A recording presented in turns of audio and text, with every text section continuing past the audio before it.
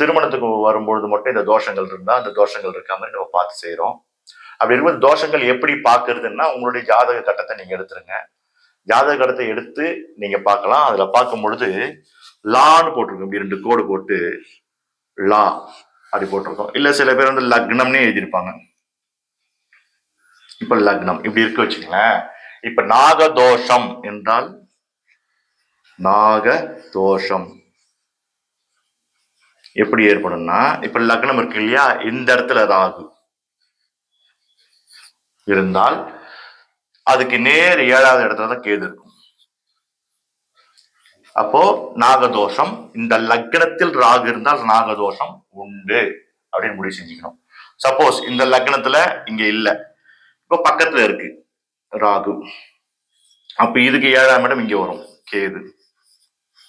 அப்போ லக்னத்திலிருந்து 2ஆம் இடத்தில் ராகு